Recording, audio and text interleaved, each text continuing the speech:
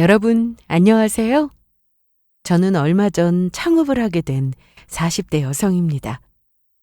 그동안 가정주부로 지내면서 내가 참 우울한 개구리로 살았다는 생각을 요즘 정말 많이 해요. 가정주부라고 고충이 없는 건 절대 아니지만 눈 감으면 코 베어간다는 매정한 현대사회의 이인심을 이 나이가 되어서야 이렇게나 체감하게 되었다는 게 제가 그래도 그동안은 인복이 많아 참 고생 모르고 살았구나 하는 생각도 새삼스레 들고요. 아닌 게 아니라 어릴 적에도 부모님 밑에서 세상 어려움 크게 모르고 자라났습니다. 가족들 사이도 원만하게 다들 좋은 편이었고요. 경제적으로도 아쉬운 거 모르고 자랐어요. 아버지 하시던 학원 사업이 잘 되면서 지역 인근에서는 그래도 지역 유지라고 행사하며 자랐던 시기도 있었습니다.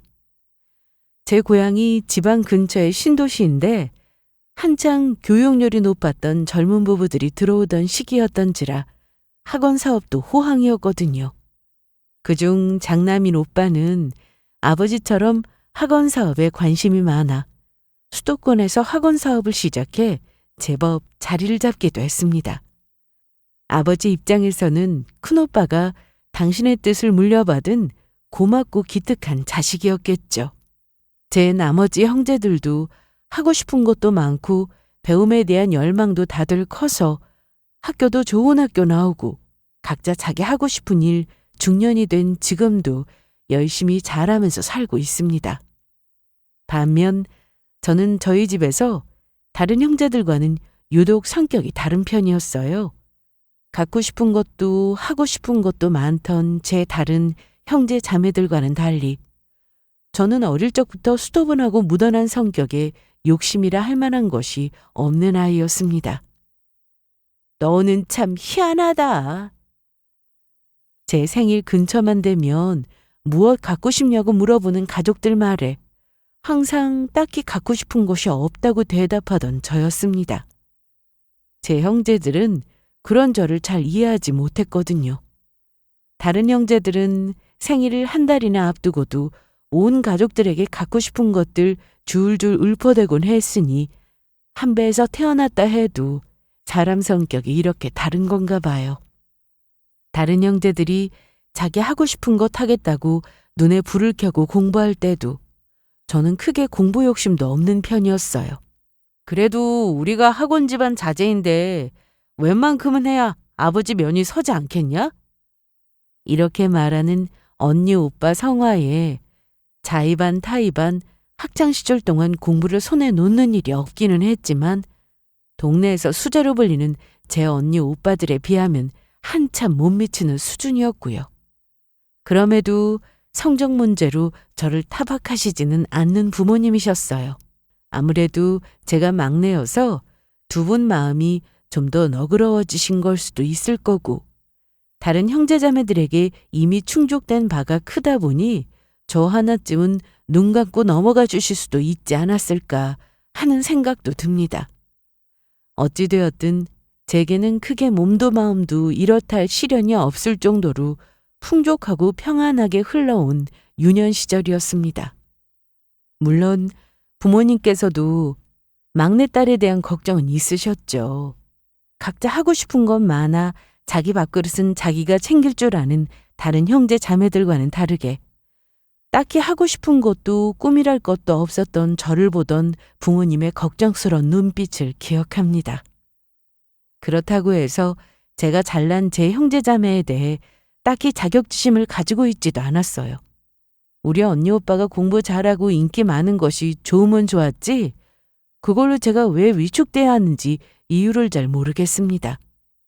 사람에 따라서는 가정 환경이 이러하면 열등감 때문에 힘들어하거나 비뚤어질 수도 있을 텐데 이것도 참 타고난 성격인가 봐요. 이렇게 부족한 점 많고 언니 오빠들 보기에는 제 실속 제대로 챙기지 못하는 것까지 보이는 막내를 참 많이 챙겨주었어요. 저야 제가 나서기도 전에 문제라도 생기려고 치면 나서서 제 편을 들어주며 변호해주는 언니 오빠 덕에 딱히 제가 더 할 말도 없었고요. 그러니 이런 제 성향은 제 타고난 성격 반, 막내 동생 끔찍하게 여겨주는 제 언니 오빠들과 부모님 영향 반인 것 같습니다. 어지간한 사람들은 쉽게 화를 낼 만한 상황에서도 저는 그게 딱히 심각하거나 감정이 요동칠 정도로 느껴지지는 않더라고요. 그냥 제일 타고난 성미 자체가 좀 유순한 편인 것 같기도 해요. 오죽하면 지금은 돌아가시고 안 계신 저희 친정 부모님께서 우리 가고 나면 미연이 저거 저 세상 물정 모르는 거 혼자서 이 험한 세상을 어찌 살아가려나 하고 입버릇처럼 걱정하는 말씀을 달고 사실 정도였으니까요. 그때는 그게 그렇게 부모님한테 크게 걱정이 될 만한 부분이었나? 사실 그것도 이해가 잘 가지 않았어요. 그래도 저도 40 넘고 이만큼 세상을 살아오다 보니 세상살이 하는 데 있어 마냥 순하고 져주는 것만이 능사는 아니라는 걸 뒤늦게 알게 됐죠.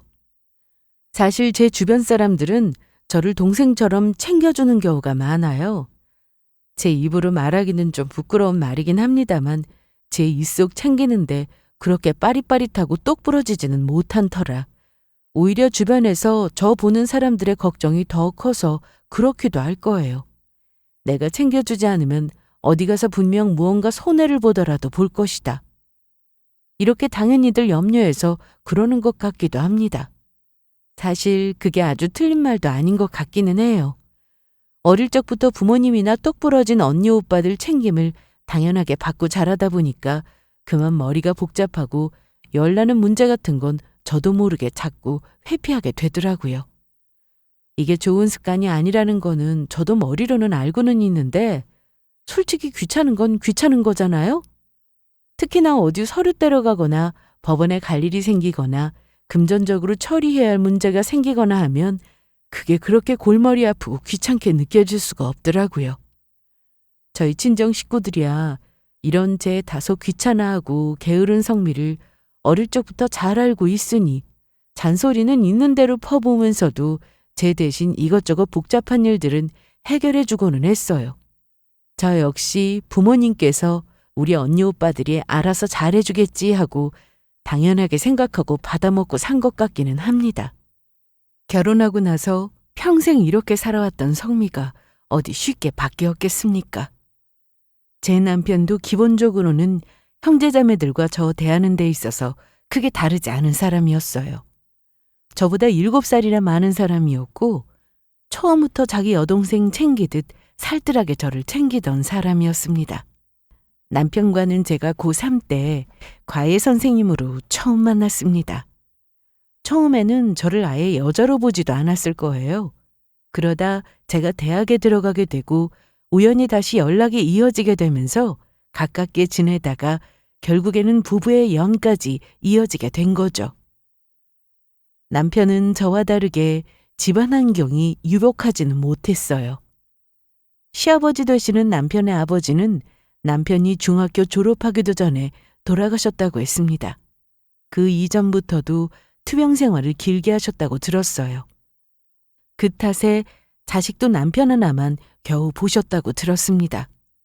이미 시아버지 돌아가시기 전부터 시어머니가 사실상 가장의 역할을 하고 계셨다고 해요.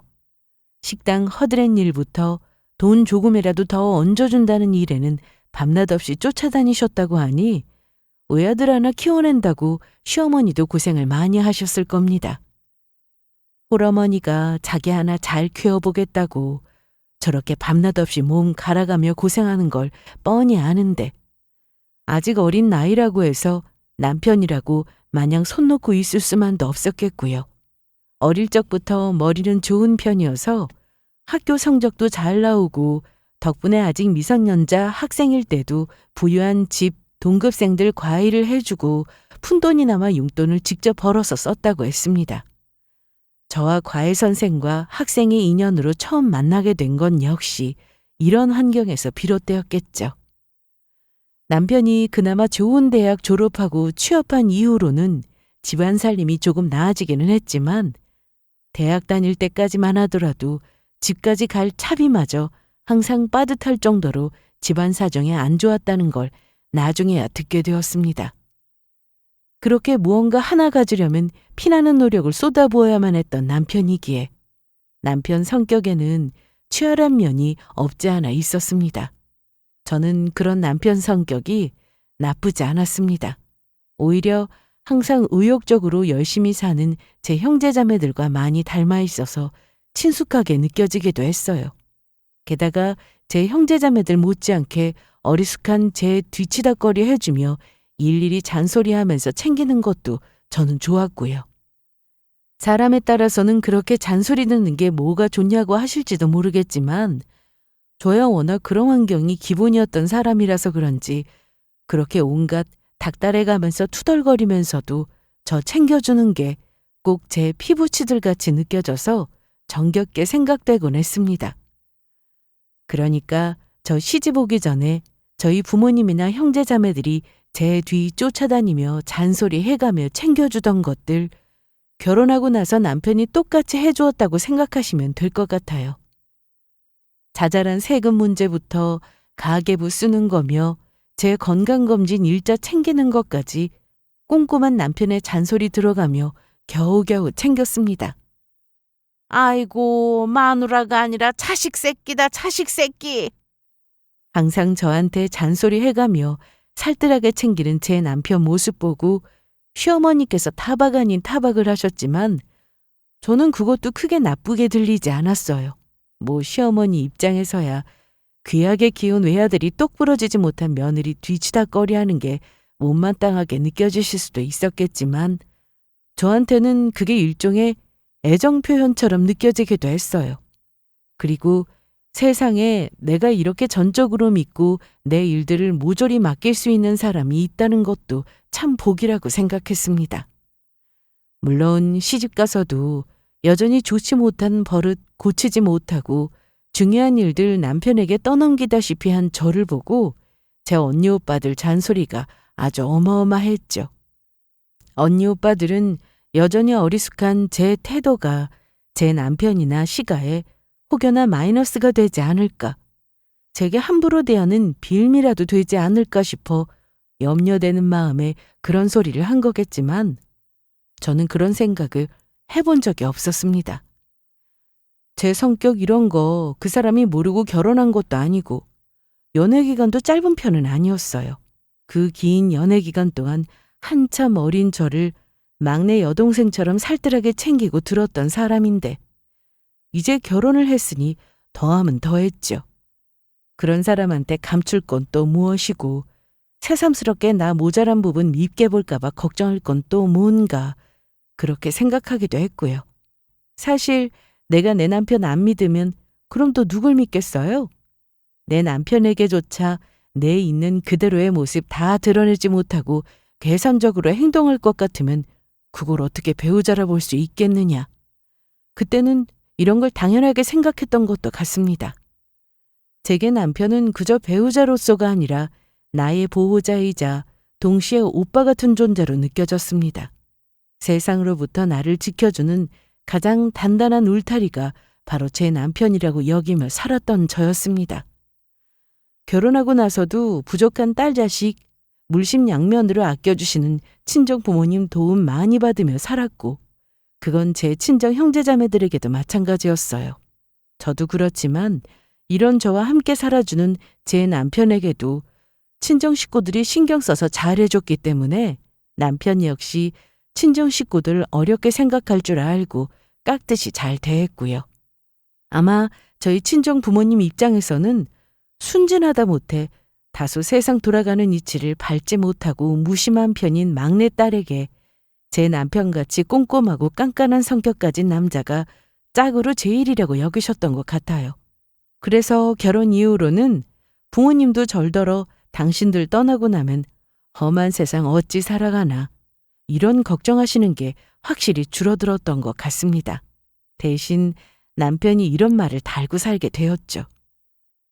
당신은 진짜 나 없으면 어떻게 살래? 저 역시 세상으로부터 단단하게 저를 보호해주고 때로는 잔소리쟁이 선생님처럼 느껴질 때도 있었던 남편이 항상 저 위해주고 있으니 내가 세상살이 걱정할 것이 무엇이 있겠느냐. 당연히 그렇게 생각하고 지냈던 결혼 10년이었던 것 같습니다. 그런 저도 친정 부모님 두 분이 다 돌아가시고 난 이후에는 정말 많이 힘들었어요. 이제는 결혼해서 자식까지 보고 산 40대 아줌마가 되었는데도 부모님이 이 세상에 계시지 않는다는 건 참 가슴 한구석에 뻥하고 커다란 구멍이 난 것 같은 상실감을 느끼게 하더군요. 두 분 모두 암으로 돌아가셨습니다. 친정엄마가 유방암으로 유명을 달리하시고 2년도 채 되지 않아 아버지마저 떠나시게 되었습니다. 그 무렵에는 부모님께서도 이미 노쇠하셔서 운영하던 사업도 모두 정리하시고 노년의 여유로움을 즐기시던 시기였어요. 2남 3녀로 자식들 많이 보고 유복한 가정 이루시며 평생 사이좋게 지내셨던 두 분인 만큼 서로의 빈자리를 오래 견디기는 어려우셨던 모양입니다. 자식들에게 물질적으로도 그렇지만 정서적으로도 부족함 없이 항상 채워주려고 노력하셨던 부모님이시기에 친정 형제자매들 모두 두 분의 부재를 마음 아파했죠. 그 중에서도 특히 많이 힘들어했던 게 저였습니다. 다른 형제자매들 역시 상실감이 컸겠지만 그들 각자의 가정과 더불어 그들이 사랑하는 일을 열정적으로 하면서 지내는 이들이었으니 아무래도 현실적으로 엮인 여러 가지 문제들 때문에 저만큼 부모님 잃은 상실감에 오래도록 시달릴 형편은 아니었겠죠. 반면 저는 제 주변 사람이 전부라고 생각하는 사람이었습니다. 게다가 제 형제들이나 부모님이나 워낙 아픈 손가락처럼 저를 챙겨주셨으니 제가 일이 유별나게 구는데 이유가 없지 않았습니다. 결혼 이후로는 아이들 키우는 것 말고는 딱히 세상과 접점이 있거나 교류가 있는 편도 아니었어요. 여전히 경제적인 부분 등에 해결해야 할 것들은 남편이 도맡아서 해주고 있는 상황이었습니다. 아이들 교육 문제에 신경을 쓰기는 했지만 솔직히 저희 친정 부모님이나 다른 형제 자매들처럼 자식에 대한 교육열이 높은 편은 아니었습니다. 내 자식들이 최고로 살기보다는 자기들 하고 싶은 거 하면서 크게 마음고생하지 않고 살았으면 하는 엄마 마음이었고요. 그래서 부모님 돌아가시고 처리해야 할 여러 가지 문제에 대해서도 부끄럽지만 자식으로서 꼼꼼하게 챙기지는 못했습니다. 제가 굳이 그렇게 나서지 않는다 하더라도 저희 형제자매들이 제 몫으로 남은 것들 함부로 건드릴 만한 성정의 사람들은 아니었고요. 유산 상속 과정에서 발생할 상속세나 여러 가지 세금 문제나 서류 처리 문제들은 늘 그래왔듯이 형제들과 남편에게 다 맡긴 것이나 다름없었습니다. 그래도 제 부모님이 남겨주신 것이고 성인으로서 마땅히 제가 해결해야 할 문제였지만 제가 그러지를 못했어요. 평소 습관이 그래서였기도 했지만 변명을 하자면 부모님 떠나시고 난 이후로도 꽤 오랜 시간 동안 부모님 돌아가신 상실감에 헤어나오기 어려웠던 저였습니다.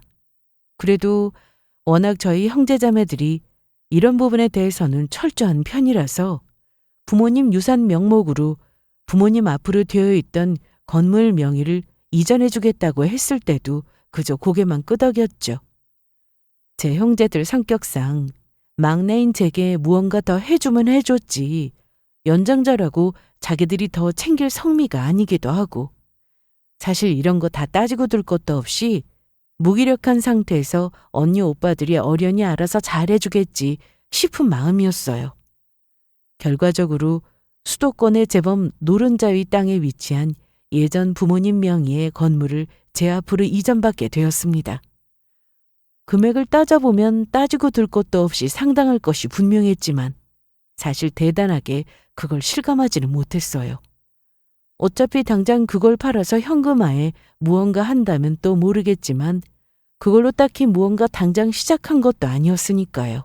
그리고 평소에 이렇게 복잡한 부분들은 남편에게 맡기기도 했기 때문에 제 앞으로 건물이 생겼다 하더라도 그동안 살아왔던 것에서 크게 달라질 것을 실감하지를 못했습니다. 제가 거기에 크게 신경을 쓰지 못한 이유는 또 하나 있었어요. 저희 아버지께서 돌아가시고 얼마 되지 않아서 시어머니마저 병을 얻었다는 소식을 듣게 되었습니다. 신장 쪽에 문제가 있다고 했어요. 원래도 그쪽에 경미한 지병을 알아오셨는데 그게 급작스럽게 병세가 나빠졌다고 들었습니다. 저희 시어머니 입장에서는 자식이라고는 남편뿐이고 며느리도 저 하나밖에 없잖아요. 중병에 걸린 시어머니는 어린아이가 따로 없었습니다. 남편이야 일하고 돈 버느라고 바쁜 사람이니 그거 받아줄 수 있는 사람도 결국 저 하나뿐이었죠. 제 딴에는 시어머니한테 죄송한 마음도 들었어요. 최근 몇 년간 번갈아가며 저희 친정어머니와 친정아버지께서 아프셨고 상대적으로 시댁보다는 친정에 신경을 많이 썼던 것도 사실이었으니까요. 그리고 두 분 다 돌아가신 이후 한참은 저도 제정신 제대로 추스르지 못하고 마음의 갈피를 잡지 못해서 또 그걸 핑계로 시어머니한테 크게 신경을 쓰지 못했고요. 원래부터도 애정결핍이 아닌가 싶을 정도로 자기 챙겨달라는 딜을 많이 내곤 하던 시어머니였습니다. 저 친정 가는 것 이상으로 시댁에 와서 자기랑 시간 보내주길 원하는 시어머니였고요. 결혼하고 얼마 안 되어 주말마다 찾아오라는 시어머니 말에 군말도 하지 않고 가서 우두커니 앉아있다 오곤 했습니다. 제가 뭐 대단하게 말재주가 있는 사람은 아니더라도 가서 앉아있는 것 정도야 어렵지 않으니까 부르시는 대로 가서 앉아있었는데 한 몇 달 그러시더니 며느리랑 딱히 할 말도 없고 또 무슨 별 재미가 있는 것도 아니니 그만 시들해지셨거든요. 그때는 그냥 그러려니 하고 이제는 나 주마다 찾아오는 것 별로 재밌거나 반갑진 않으신가 보다. 그냥 그러고 말았죠. 생각해보면 그때 당신 집안보다 훨씬 부유한 집 출신 며느리 길을 들이려고 그러셨던 것 같기도 한데 그것도 뭐 방법이 통하는 사람한테나 통하는 거죠. 저처럼 눈치도 좀 없는 편이고 성격도 수더분한 사람한테야 그리 효과적인 방법은 아니었나 봐요. 어찌되었든 이제는 나이도 훨씬 더 많이 드시고 병까지 얻은 시어머니는 병간호 해줄 사람으로 며느리인 저를 딱 짚어서 지목했습니다. 다른 사람은 싫다. 다 늙어 빠진 몸 잘 알지도 못하는 간병인한테 보이기도 싫고 내가 삶은 얼마나 살겠니. 내가 자식이랑 며느리라고는 너 하나밖에 없는데 세상 천지에 내가 너 말고 또 누굴 믿겠어. 그 말도 틀린 말은 아니라는 생각이 들었습니다. 직접 낳지는 않았다 하더라도 내 배우자의 부모님이면 저한테도 부모님인 셈이죠.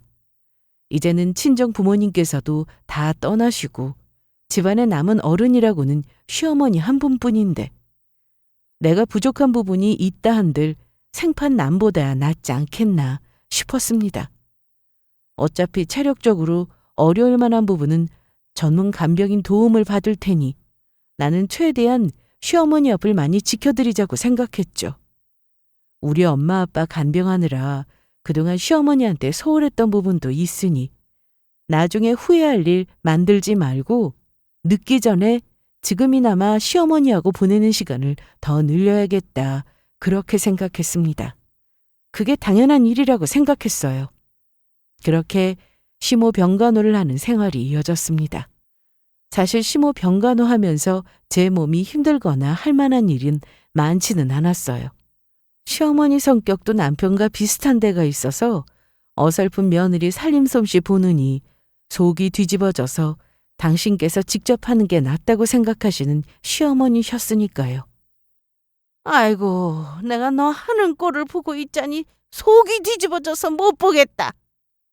신혼 초에도 그렇게 버럭 소리 지르시며 저 닦고 있던 접시 빼앗아가서 벅벅 닦는 꼴을 보기가 여러 번이었습니다. 제 딴에는 한다고 하는데 아무래도 손이 여물지 못하니 더 답답하신 것 같았어요. 자라면서 제 손으로 직접 그런 일할 기회가 없었다 보니 서툴기도 서툴렀겠죠. 가만 보면 제 시어머니라는 사람은 어떻게든 한 번씩 며느리 잡으려 들다가도 자기 성미를 자기가 못 이겨서 결국 제 뿔에 당신 일을 당신이 도로 빼앗아 가시곤 하던 사람이었습니다. 그때까지만 해도 그게 저 답답하고 다소 바보 취급하면서도 제일 꼼꼼하게 하나부터 열까지 다 챙겨주던 남편을 닮은 성미라서 그런가 보다. 그렇게 그저 제 속 편할 대로 생각하고 넘어갔던 것 같아요. 문제는 시어머니 병간호를 시작하면서부터 도무지 제 개인 시간이라는 걸 내기가 어려워졌다는 점이었습니다.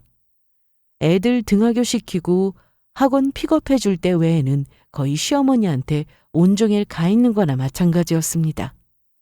같이 있다고 해서 서로 성격이 맞는 것도 아니고 대단히 즐거운 것도 아닌데 유독 제가 시모 곁을 떠나는 걸 못 견뎌 하시는 것 같더라고요. 제가 친정 식구들과 약속이 있거나 다른 지인 만나거나 할 때 눈에 띄기 싫은 티를 내는 시어머니였습니다. 내가 삶은 얼마나 산다고 그걸 못 견뎌서 늙은 시어미 혼자 놔두고 홀랑 혼자 놀러 가려고 들어? 노인 입장에서는 가뜩이나 몸도 아픈데 주변에 식구 하나 없이 혼자 있는 게 더 서럽게 느껴지나 보다 싶어 어지간한 약속들은 다음을 기약하고 미뤄두고 시모 곁을 지켰습니다. 그렇게 제가 약속 취소하고 군말 없이 옆에 머물러 있을 때마다 불만 가득했던 미간이 펴지고 흡족한 표정으로 변해가는 걸 보면서 사람은 나이를 먹어도 애 같은 면이 있구나. 속으로 그냥 그렇게만 생각했어요. 결혼하고 나서 딱히 시어머니가 저를 그렇게 예뻐하거나 애정이 있었던 것 같지는 않은데 그래도 몸이 아프고 나니 그저 그런 며느리라도 없는 것보단 낫게 느껴지나 보다 했죠. 그래도 시어머니하고 함께 부대끼며 살아온 세월이 10년이 넘어가는데 이만하면 미운정 고운정들만도 됐지. 이렇게 저 좋을 대로 생각하기도 했죠. 그날도 평소와 다르지 않은 하루를 보내고 있었습니다. 애들 학교 보내고 오전 일찍부터 시어머니 병간호를 하다 애들 학원 보낼 시간이 다 되어서 나왔습니다.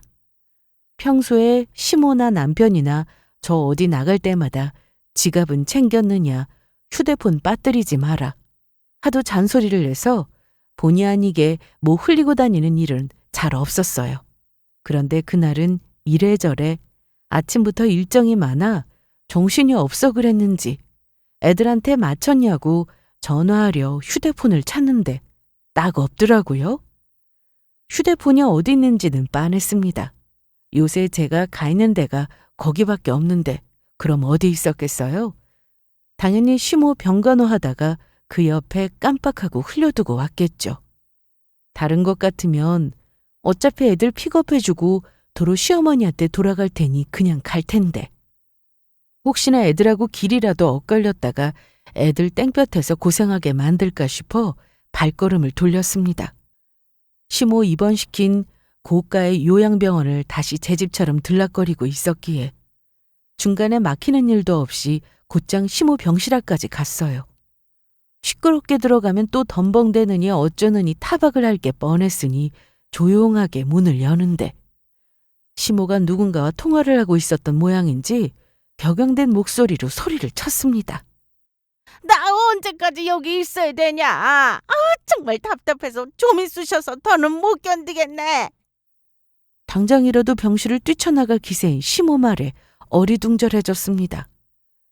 신장 기능이 많이 떨어져 남은 시간을 장담할 수 없다고 했는데 시모 하는 말만 들어보면 멀쩡한 사람이 억지로 갇혀있기라도 하다 한다는 것 같잖아요?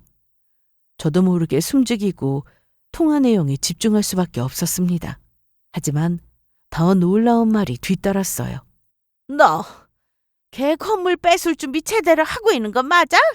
이게 엄마가 어떻게 만들어준 기회인지 너 모르는 거 아니지? 내가 이 나이에 없던 병까지 만들어가며 꾀병까지 부려가면서 얻은 기회인데 너 이거 제대로 활용 못하고 허투루 날리면 절대로 안 돼. 순간적으로 머리가 돌아가질 않았습니다. 분명 시모가 뱉은 문장에 어려운 단어는 단 하나도 없는데도 말이죠.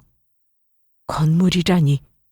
그 집구석에 건물 가지고 있을 만한 사람은 아무도 없었어요.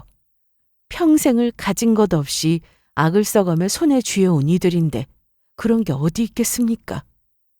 그러니까 시모 입에서 튀어나온 건물은, 시모 입에서 튀어나온 개는 당연히 저일 수밖에 없었어요. 머리로는 그게 이해가 가는데도 도저히 그게 마음으로 받아들여지지가 않아 머리가 지끈거렸습니다. 저도 모르게 스르륵 그 자리에 주저앉았습니다. 여전히 시모의 통화는 이어지고 있었어요.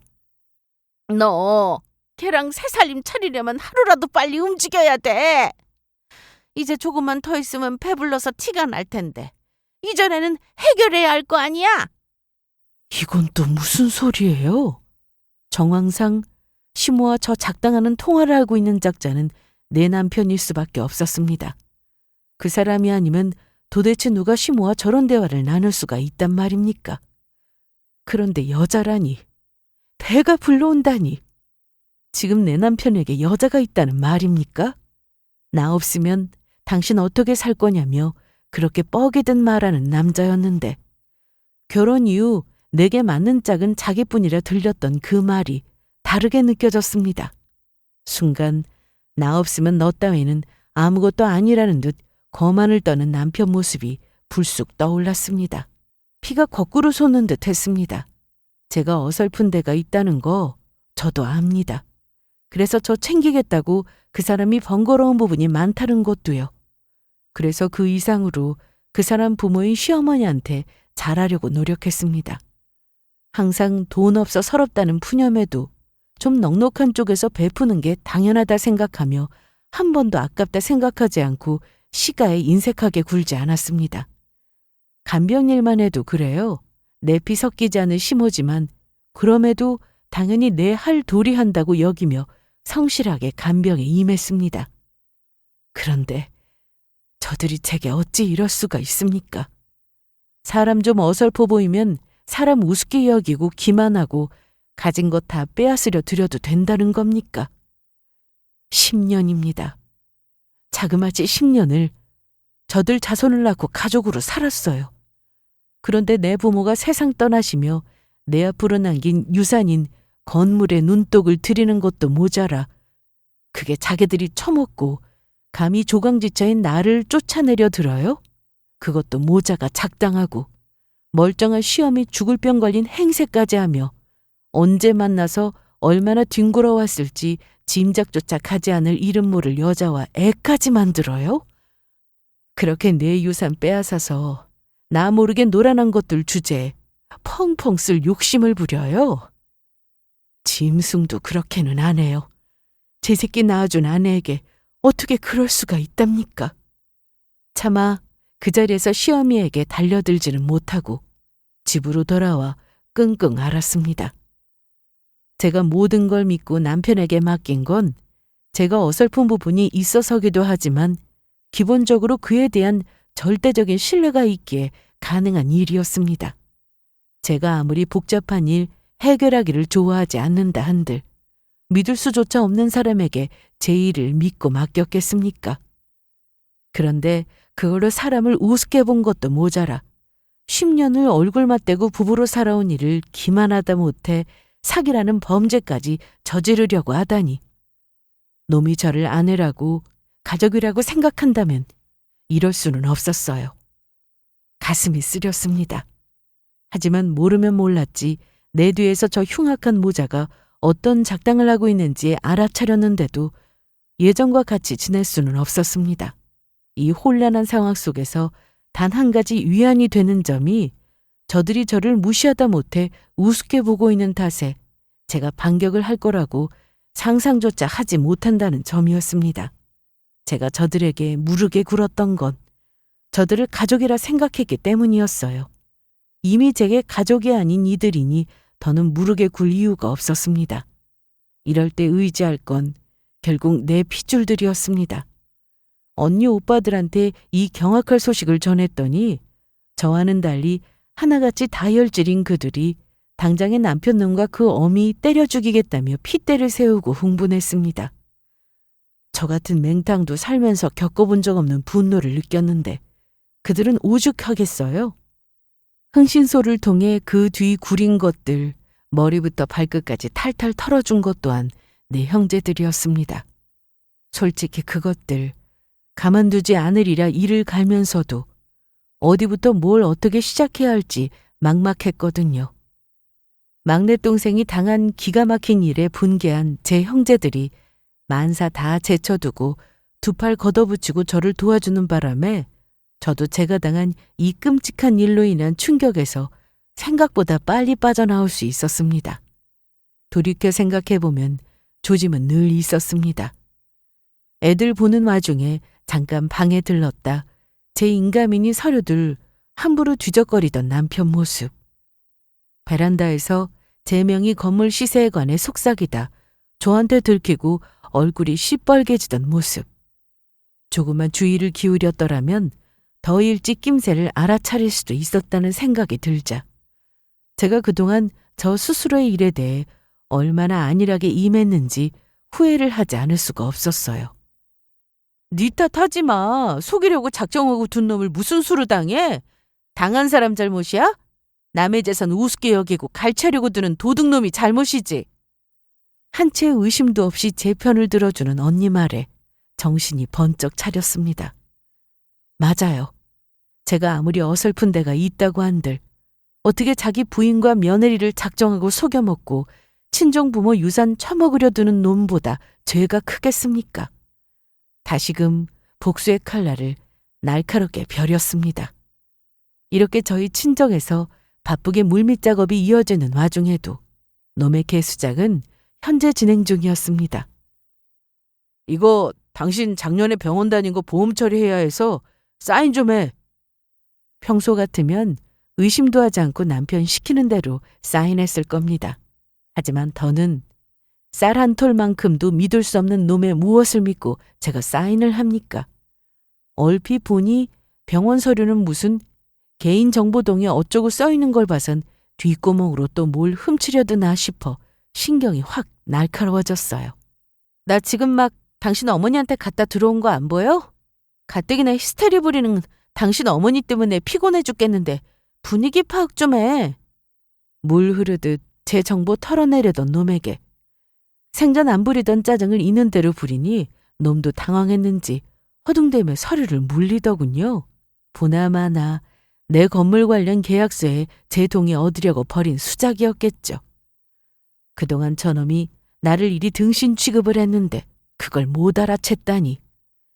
위기를 넘긴 것에 한숨을 돌리면서도 배우자라는 사람을 밥 먹듯이 기만한 저놈 작사를 내고야 말겠다고 전의를 불태웠습니다. 그렇게 모든 준비를 마치고 어머니 살이 너무 내렸다며 같이 보양이나 하자고 남편까지 심호병실로 불러냈습니다. 나한테 건물까지 가르치려 든 것들이 내가 해준 보양식은 얻어쳐먹겠다고 와중에 쏜살같이 달려온 꼴이 역겨웠어요. 그렇게 저들 배때기 불리려고 한껏 기대에 부푼 면상들에 내 형제들과 이를 갈며 준비해온 폭탄을 터뜨리기 시작했습니다. 보양식 먹여준다더니 왜 빈손이야? 아픈 시애미 쫄쫄 굶겨놓고 지금껏 기다리게 만들어? 아직 오셔야 할 분들이 안 오셔서 다들 들어오세요.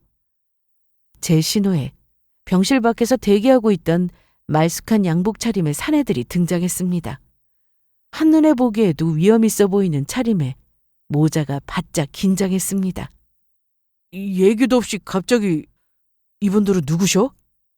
인사드려. 앞으로 얼굴 뵐 일 많을 거야. 우리 이혼 담당 변호사님들이셔.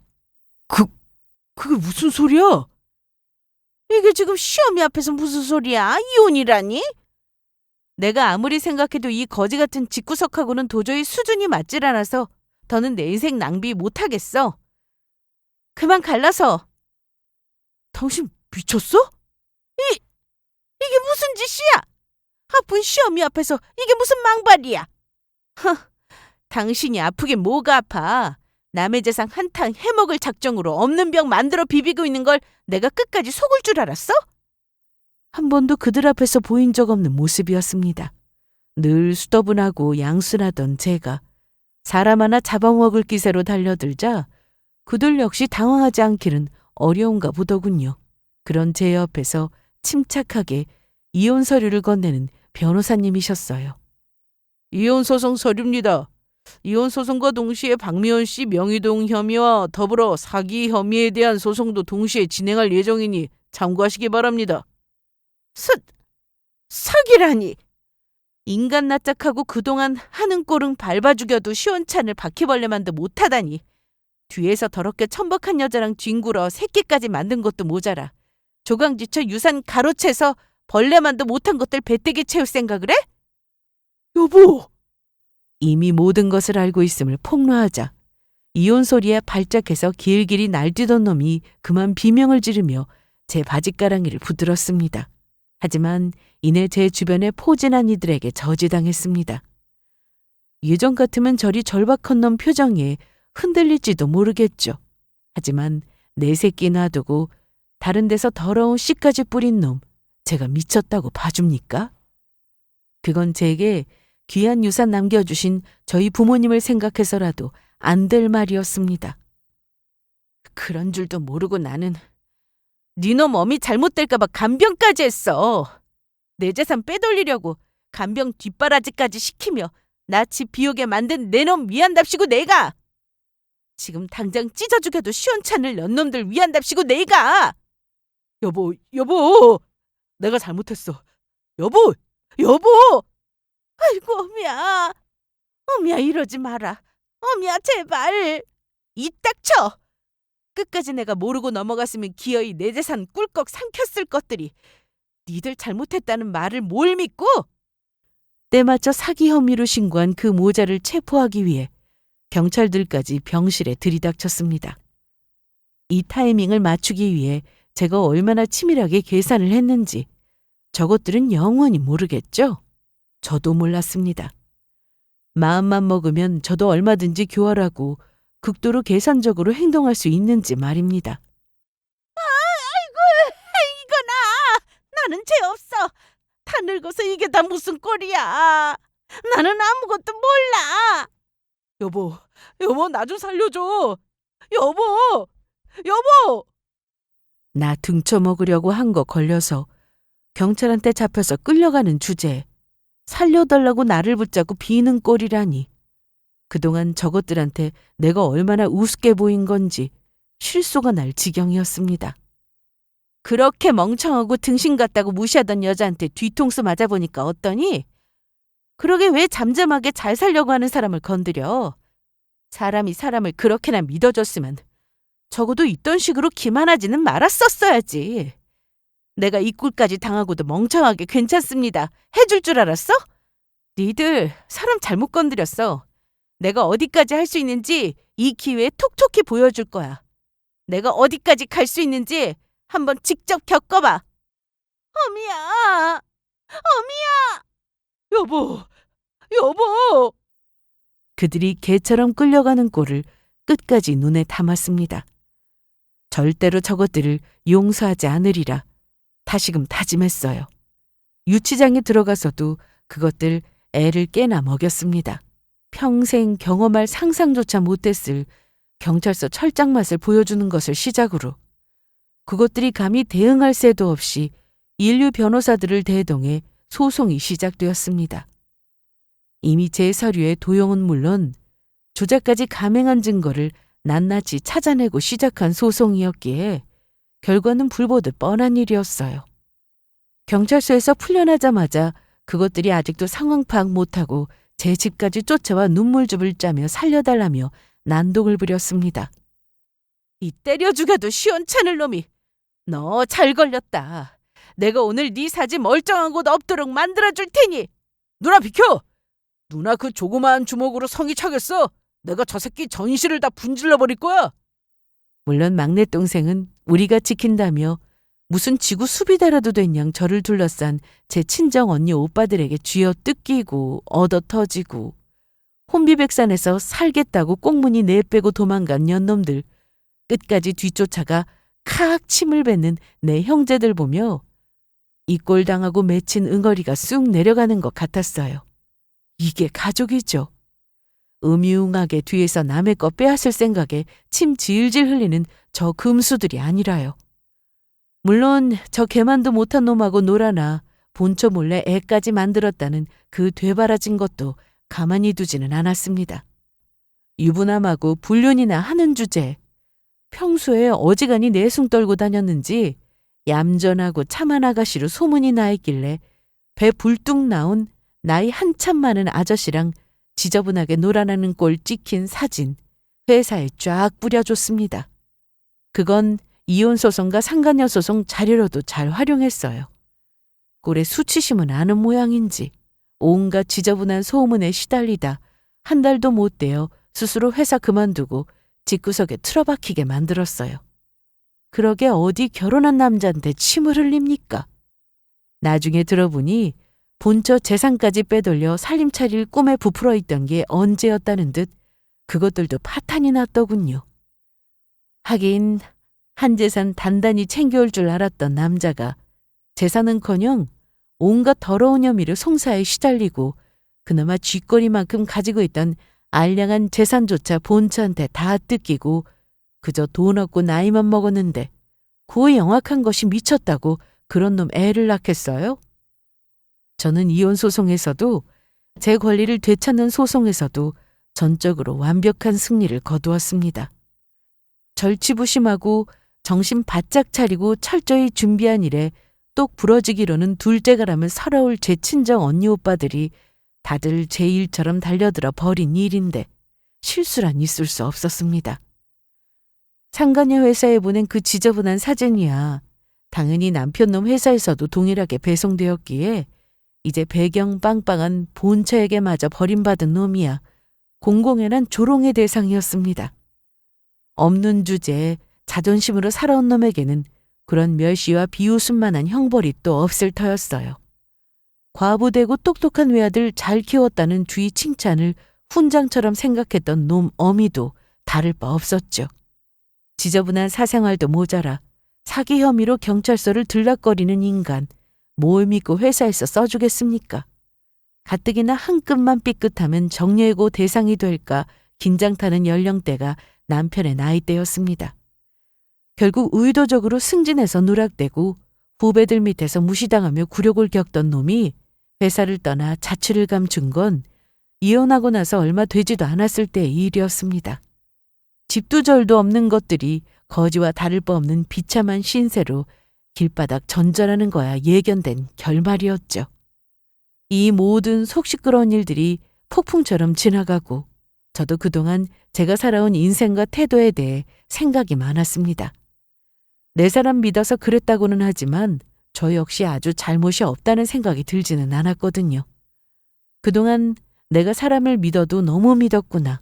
물론 여전히 내가 무엇을 해도 믿고 지지해줄 내 친형제 자매들이 있고 내 목숨을 주어도 아깝지 않은 사랑하는 내 아이들이 있지만 지금이야말로 저 역시 변해야 할 때라는 결심이 섰습니다.